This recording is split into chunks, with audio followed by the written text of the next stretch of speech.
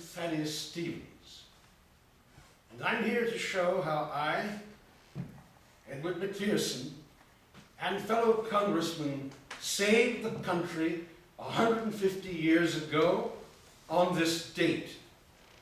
It was December 1865, and the country was in great peril because of one man, His Excellency Andrew Johnson. Now, the much-beloved Lincoln had been cut down by a heinous assassin, and Johnson, the tailor from Tennessee, had taken over. Great wisdom and great diplomacy were needed. Johnson had neither.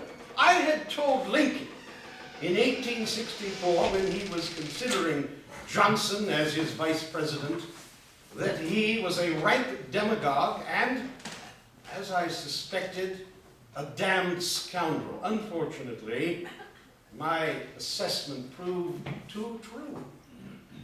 With Congress in recess, Johnson began the wholesale pardoning of rebel leaders. Then he took it on himself to allow those states to hold congressional elections. The results were predictable. With black freedmen not permitted to vote, Confederate political and military leaders were elected. The Confederate Vice President, Alexander Stevens, no relation to yours truly, was selected to represent Georgia in the Senate. It would have been a disaster had they taken their seats. They would have joined with their northern, democratic, copperhead allies and taken over Congress, as they had done before the rebellion. They made it clear that they intended to eradicate the federal war debt and embrace the Confederate debt. Worse, they would have reinstated the institution, the hellish institution of slavery. Oh, yes. Despite our passing the 13th Amendment abolishing slavery, the Southerners found a loophole. The amendment allowed for involuntary servitude for convicted criminals. So, Southerners passed special laws making jobless freedmen criminals who could then be put back on their plantations as convict labor. As the acknowledged master of the house, I was not going to let this happen. I came up with a plan that I worked out with Clerk of the House, Edward McPherson, a long-term protege of mine. On December 1st, 1865, I met with 25 of my most trusted followers in the House to lay out my plan. Then, on December 2nd, I met with 128 members of the Republican caucus. My plan was unanimously approved in 10 minutes. Here is what happened when the House of Representatives reconvened for December 1865.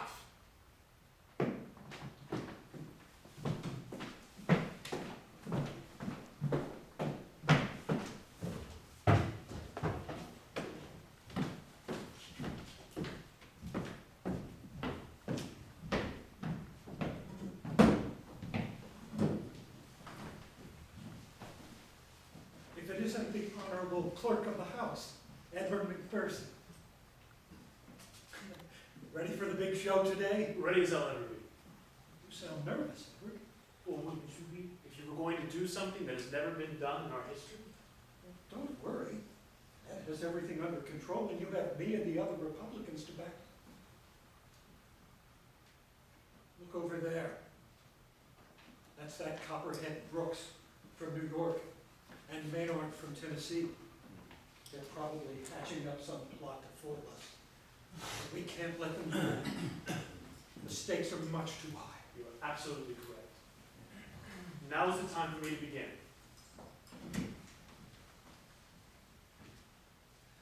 The hour having arrived for the meeting of the 39th Congress, the Clerk of the House of Representatives will proceed, as required by law, to read by state the names of the members-elect. Gentlemen are requested to respond as their names are called. First, the representative from Maine. John Lynch. Here. Sidney Perhan. Here. James G. Blaine. Present. John H. Rice. Here. Frederick A. Pike. Here. Edward Morton. Well, the show's starting.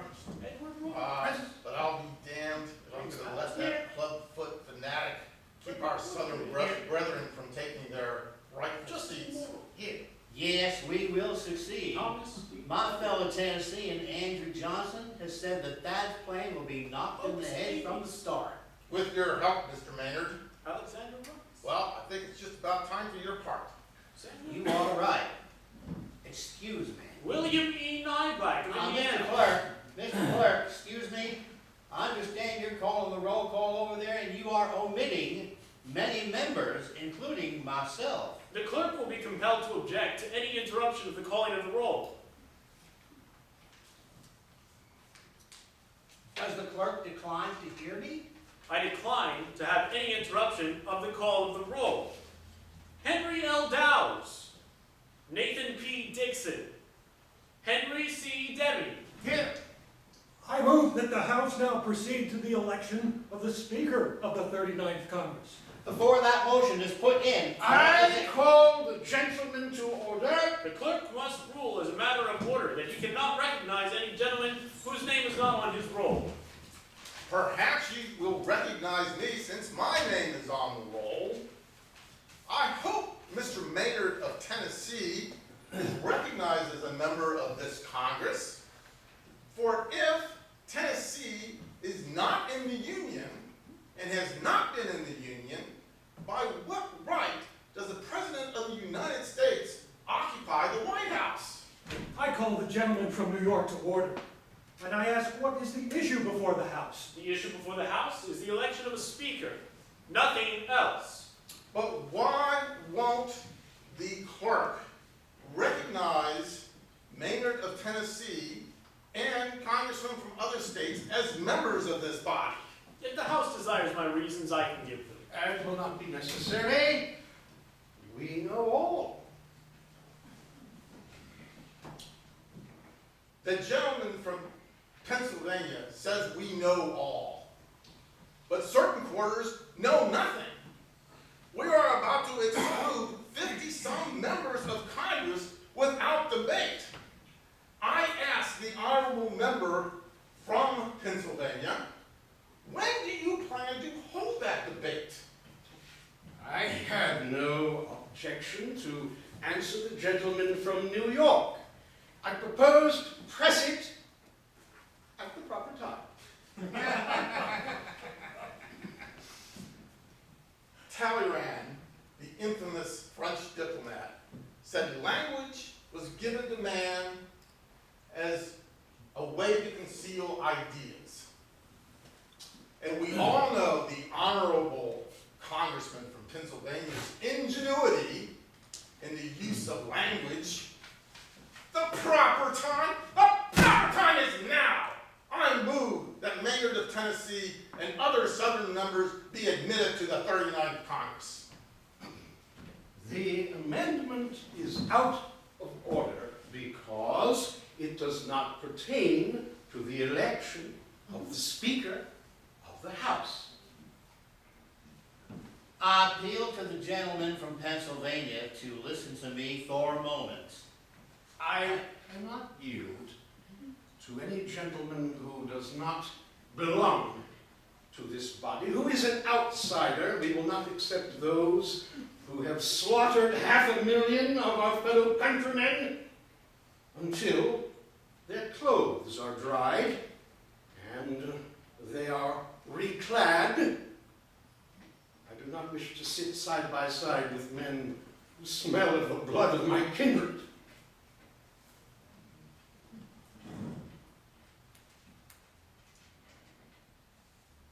Thus, the Southerners were kept out of Congress and the country was saved. In the coming years, we accomplished more with that Congress than any other Congress had. We curtailed the reign of terror against freedmen and loyal Southern whites. We made possible changes in state constitutions that opened up the political process to all races, and black men were given the vote. The blessing of public education was brought to the South for the first time for both black and white children. And we passed the 14th Amendment, which for the very first time in our nation's history made into law the core value of our nation, that all men are created equal. While many of these accomplishments were circumvented after my death, I'm glad that we laid the foundation for future generations. We did not throw away a great good simply because it was not perfect. We took what we could get in the cause of humanity and left it to be perfected by better men in better times. That time did not come while I was here to enjoy the glorious triumph, but that it will come is as certain as that there is a just God.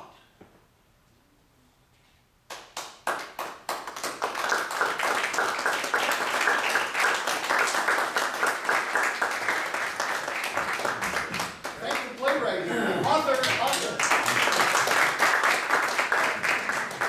have something to give to the actors here. This is a completely voluntary enterprise. They worked very hard and did a great job. And in reward, you get a bad mug. Thaddeus Stevens on it saying, what is it? Fearless champion of freedom for the oppressed, with a picture of his grave on the back. There's yours. Thank you, sir. And I'll just give you the ones